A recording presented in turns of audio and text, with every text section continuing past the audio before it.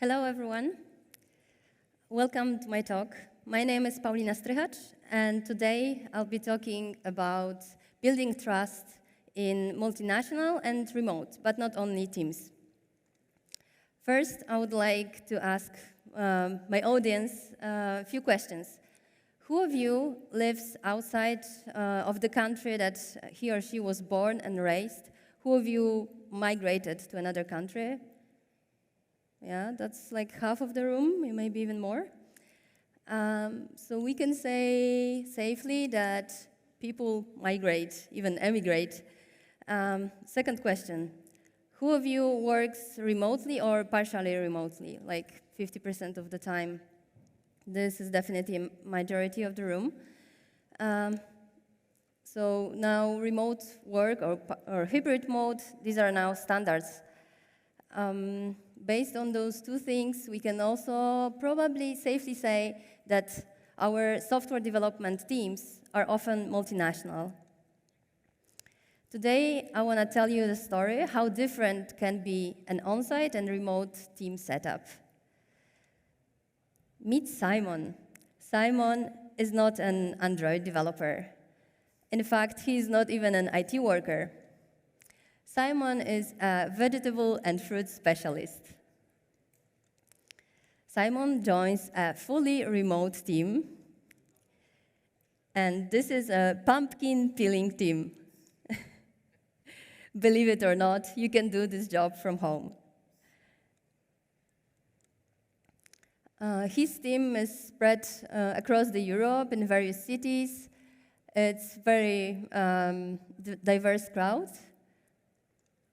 From time to time, they meet also in real life, like every 2-3 months. And once they meet, it feels like a festive time. They can be talking for hours about different pumpkin species, about different tools. This excitement is shared among all the team members. They have constant fun, and they share this inspiration. They also create lots of memes and inside jokes. Every now and then, a team member could suggest change in the peeling tool.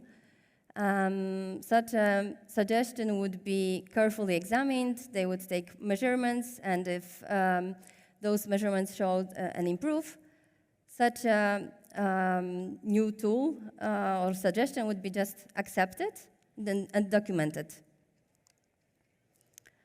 Simon proposed his idea of a multi-tool, and this follows normal process.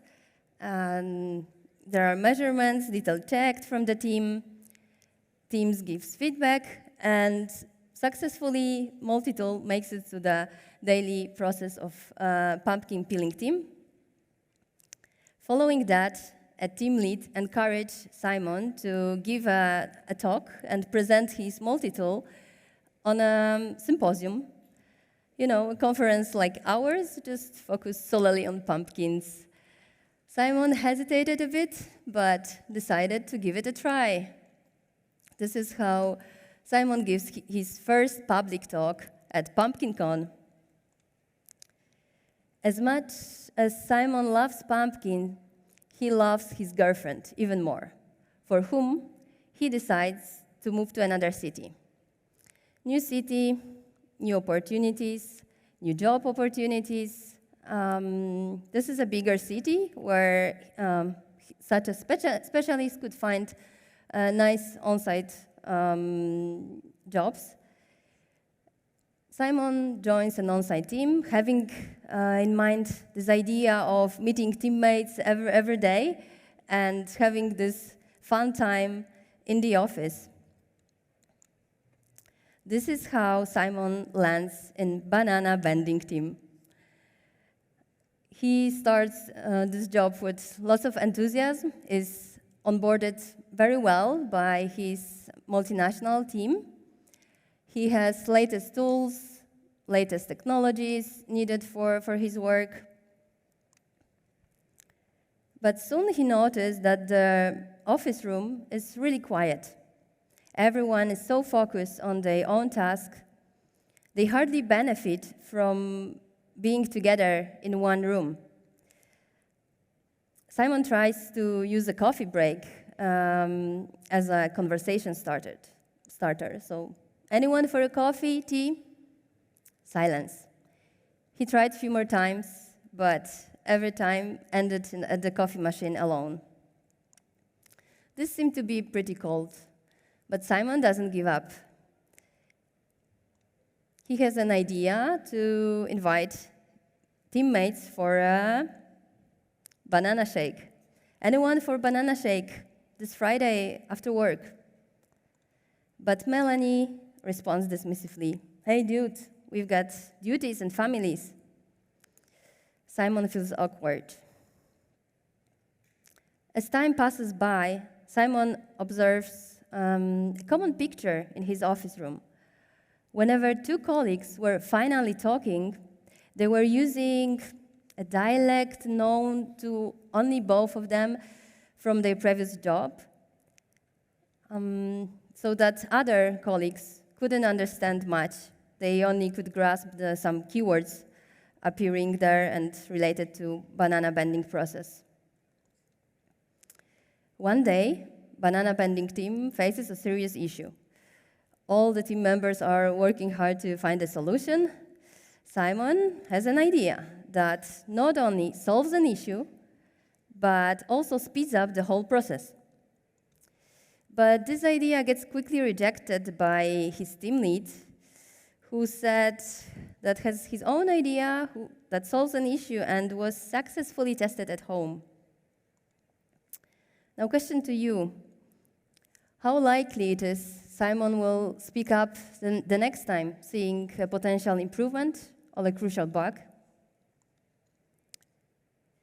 Simon's story clearly pictures that it's not important if the team is on-site or remote, what's the setup, but what counts is the trust and mutual respect. So that was my gut feeling when creating this presentation. Luckily, there are some smart people who dig into this topic for many years and are likely to share their knowledge. So did Professor Amy Edmondson. She, for over 20 years, were researching trust in the teams, psychological safety, leadership styles, and team efficiency. And in her latest book, The Fearless Organization, she gives nice comparison or relation in between psychological safety and performance standards. And what are those terms according to Dr. Edmondson? So psychological safety can be defined as a belief that anyone within the team can speak up, feel safe, and doesn't feel the fear of being criticized. It's also characterized by trust, respect, and open communication. So with my idea of having trust in the team, I was pretty close to what researchers say, but trust is only part of a bigger term, psychological safety. Now, performance standards. If I translate it to our software development reality, performance standards, that would be meeting deadlines, how good is the quality of code, how efficient we utilize resources, software, hardware resources, and is there possibility for the growth for the team members? Based on the book, such a matrix was created. Nice sketchnoting shows us on one axis psychological safety and on the other performance standards.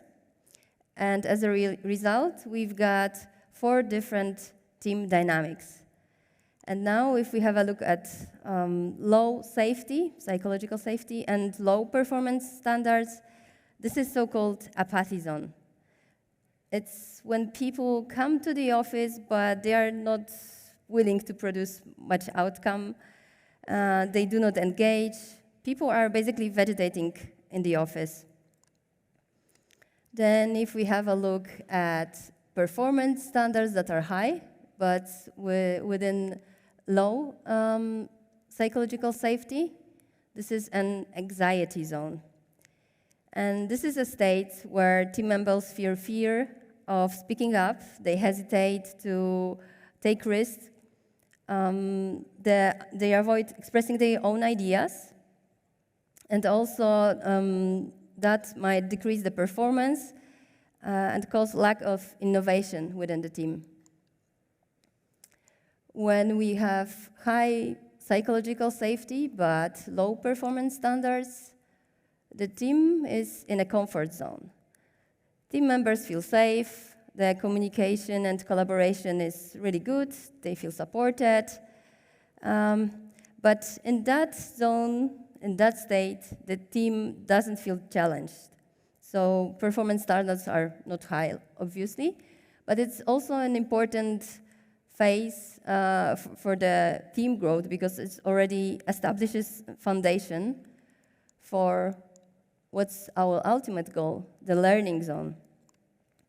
And learning zone is the state where team is actively looking for opportunities, for improvements. It's willing to take the risk, experiment, and is able to respond to the business needs that are changing constantly. Again, this is our ultimate goal. Now, few tips, practical tips, how to increase trust or safety within the team. There are no stupid questions, and all ideas are valid. Mistakes should be a learning opportunity, not a reason to blame anyone.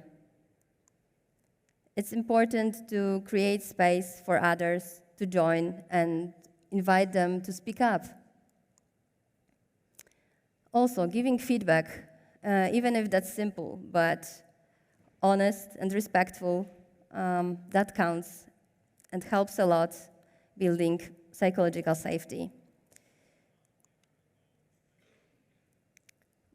We tend to talk only about technical stuff, but don't forget your human side. Connect with other people on different levels. Have a chit-chat, talk about your vacation plans, about food, about movies, series, maybe kids' achievements. Great talks usually happen around food or drinks, so a nice idea could be having a weekly lunch or a team breakfast. That would do the job. And also, a regular coffee or a tea time also helps. Now, I was also thinking how on-site team can benefit from some ideas that a remote setup has. Here are they.